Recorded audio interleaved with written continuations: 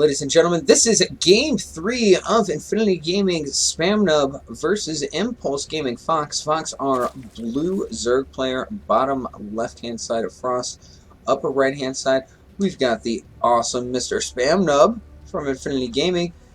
Observing for us today, we do have Spec giving us some lowdown, as well as the Dark Lorax stepping in for Atlas, wrapping up some casting duties for today. Yeah, exciting series so far. We saw lots of aggression the last game, or what I was able to watch of it, and great sort of roach push in the beginning, or I guess the beginning of the mid-game, in the first game from Fox. So it's anyone's guess what we're going to see here.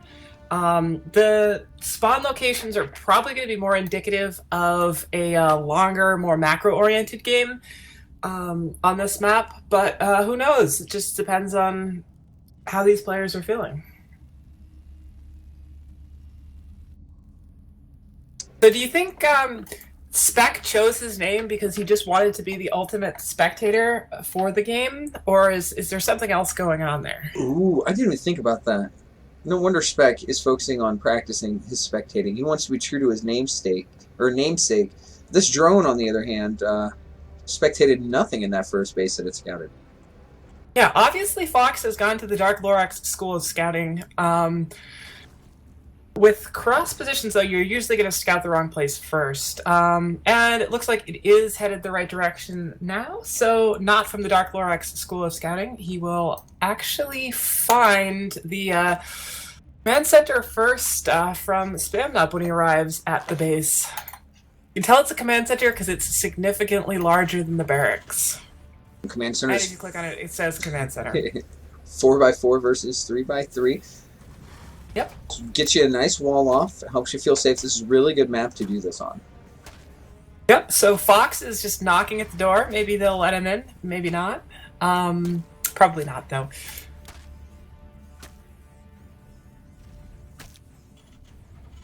We've got hatch down over here for Fox. Pool's halfway finished. Looking pretty standard from our Zerg player here. Be interesting to see how he reacts to seeing this command center first. Of course, it opens up several different types of all-in plays, or you can, in turn, be greedy yourself in response to the greedy Terran opening. So we're just going to have to probably wait another minute or so to see which direction Fox wants to take this. Going for an orbital command right away, as he should. Like that. And the door gets opened and a Marine comes out, and it looks like very shortly we're going to be moving this command center on over. He's going to have enough gas to drop the factory right pretty much as it gets done, just like we saw last game. If it ain't broke, why fix it? There we go. And a reactor going down as well, I believe. Yeah, we've got 4 Lings making their way across the field now. Gonna do a little poke, or maybe just take map control. They are all gathered together, so I'm guessing they're probably gonna poke at the front here to maybe see if they can do some damage before this bunker gets populated. They are not gonna be in time, however. There are 2 Marines already chilling in the bunker. Range, not quite enough, but the Marines hop out of the bunker, stretch their legs, and are able to pick off one of the Zerglings, and back into the bunker they go. They're like little meerkats. They just pop in and pop out of their little bunker holes. Oh god, meerkats. They're like African prairie dogs, right? Yes. Probably made famous through the Disney movie The Lion King. We already see, or we're starting to see the geysers now go down. 3 geysers going down for Fox. No expansion as of the 6-minute mark from Fox, which is leading me to believe that he is going to all in this. Usually you'd have your 3rd up by now, and you would not be taking 3 geysers if you're trying to drone heavily behind this. So what type of bust he's going to do is yet to be seen. It's going to involve banelings because, you know, what kind of party is a party without banelings? Especially when you're on the doorstep of a Terran player. So he sees these Hellions moving out with the Zergling. He's got plenty of Queens up front. He's got In fact, 4 queens up front. It's a party. I think it should be more than enough to shoo these Hellions away. And the third does go down at probably about the 7-minute mark here. So just setting up 2 Evos going down as well. So it looks like Fox not in any hurry to crash the party of the Terran expansion. Creep spread's going to get rolling here real quick, too. And these Hellions are nowhere near to control this creep spread. Just now making their way mid-map. Uh-oh. Uh-oh. Spamnub not paying attention. Loses one Hellion. Yeah. Every Hellion kill is huge here in the beginning of the game. Just means less power to contain. More Hellions streaming over, but with 4 queens and oodles of creep tubers here, I don't think these Hellions are going to be able to get much done. Gonna lose another Hellion there. Oh, so close. Yeah, they took the last shot on the other one, so that Hellion barely got away to drive around and live another day. Third just pops for our Zerg opponent. A reminder to you guys watching at home, shout out to our friends at GGTracker and Zeke, tournament sponsors for this league's this season's Infinity Gaming Tournament League. See these Hellions poking up again. Gonna pick off some tumors. Some a little more successful than the last attempt.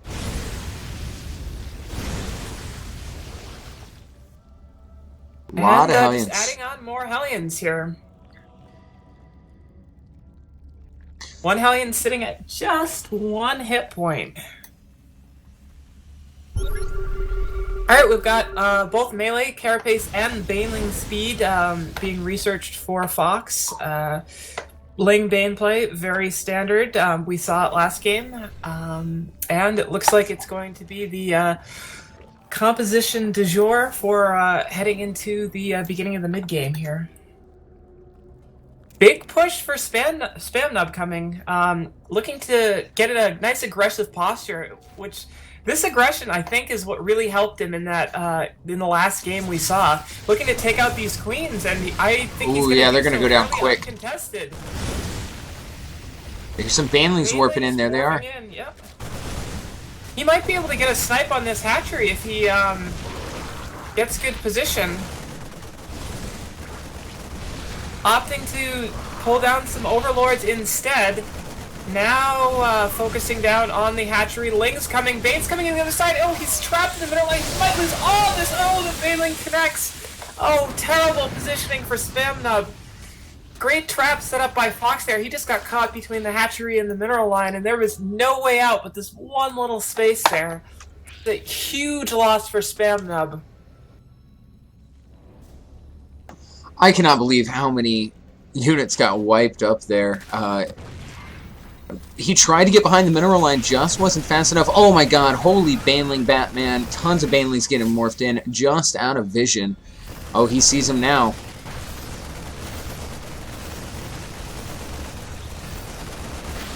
And they pop. Oh my god. Oh, and Stim ends just at the worst time. Good splits, though. Good splits. I'd say that was a pretty effective trade there for Spamnub. He got about half of those Banelings down for only the cost of maybe like 7 or 8 Marines. I think that's a good trade. Yeah, it was a very cost-effective trade. Yeah, you can see from the resources lost, they were about even after that Hellion Marine push debacle, but now Zerg behind by about 1,000. Usually in ZVT, though, you see the Zerg start to accrue more and more resources lost as the game goes further into this mid-game. Until they get to high tech, it's very difficult to trade super cost effectively against this constant stream of Marine aggression that comes out. Doesn't look like doing too bad, though. Bring the pressure right up to the front door. Yes, delaying the third here from Spamnub. It's going to get cleaned up fairly shortly, but every little delay in mining time is definitely helpful. We've got another macro hatch going down here next to the third, and actually 2 of them on either side here.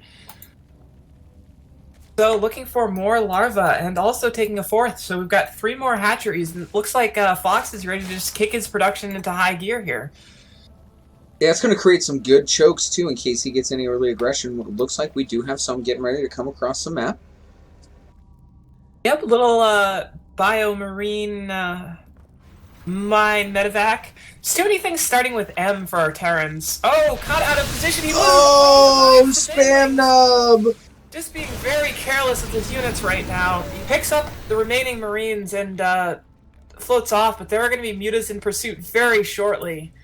Yeah, walking up to these watchtowers without being a little bit careful and checking them ahead of time is just not a great idea. Any player who's Oh! is going to have vision there. Banelings connect again.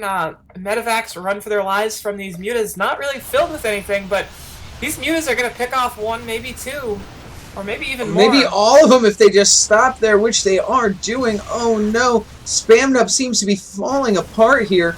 We do see more Lings coming across the map, interrupting and eating all of those Marines for breakfast. Those medevacs are making their way back, though. I mean, that's a plus, right? Hits there, just not enough. There's lots of Banelings moving across the field. These mutas are going to get pushed back by the missile turrets, but the Banelings don't care about missile turrets. They're just going to smash right into the army. That bunker is about to fall. Bunker falls. Mutas coming in. Spamnub pushes us back for the moment, but has lost quite a bit of his army to these constant pushbacks. He pushes out. Banelings are waiting for whatever the push is and drives him back. Fox just not even waiting till he gets near the creep, just moving out very aggressively, just not letting Spamnub get set up to have any sort of aggressive posture. The economy of Spamnub is roughly a third of his opponent's. He's behind on, or no, he's ahead on upgrades. I thought he was behind on upgrades. No wonder he's been taking these engagements so well. Not giving the man enough credit. Postured in the center of the map, picks himself off some mutas. Lots more Banelings getting ready to pop off here.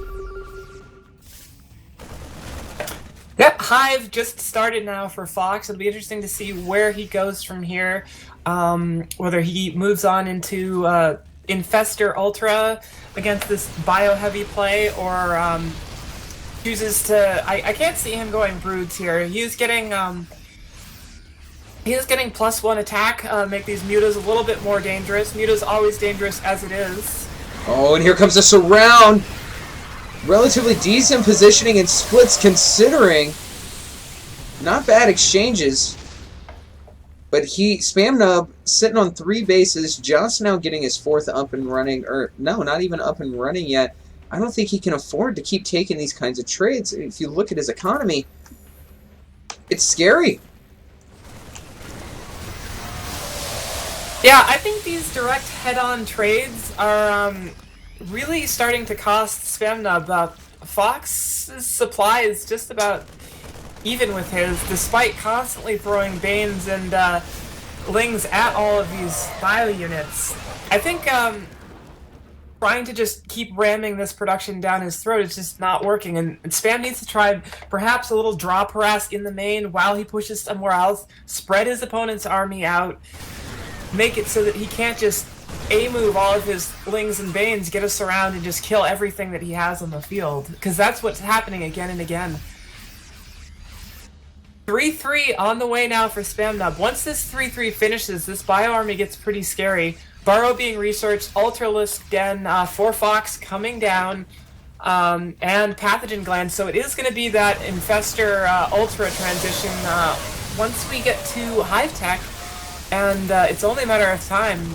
These Ultras and Infestors should start coming out very shortly. Spamnub unfortunately lost another big bio ball by just not paying attention. Baneling's able to roll right in onto his position without any splits. Although he is making 10 Marines at a time, again, I just don't know how long he can keep this up. Planetary Fortress is up and running, though. That's certainly going to be a saving grace, as well as having the upgrade advantage here in probably about another probably about another 100 seconds. Yeah, Spamnub currently floating over 1,000. It's just hovering a little between 1,200 and 800 maybe there, which tells me that he may want to invest in some more production buildings. I mean, every Marine counts here, and if he's got that sort of income that he can't spend as fast as he can, then he wants as much of that in Marines, as much of that in units as he can to fight against this never-ending flood of Banelings and Zerglings. Hellbats do some work, but unfortunately they're not going to do too great against the Mutas and Banelings. They just can't hold up without that Marine support. Meanwhile, additional bases going down for Impulse Gaming's Fox. Sitting in a very comfortable position. Spamnub trying to claw his way out. Does have an upgrade advantage. Although we do see six Ultralisk on the way. Chitinous plating almost done as well. The scan in the main, I believe, did reveal the Ultralisk den. Double check that for us here. Yes, it did. So he does know that Ultras are coming. Spamnub I would say that's probably no surprise for Spamnub. He's got to assume that with the upgrades on the Langs that this is the logical transition. I don't think he has a ready answer for this. 3 Marauders on the way. So if he starts pumping Marauders, that's the general counter to this. Oh, this is not going to be a great place for Marines in a confined environment. Man, oh man.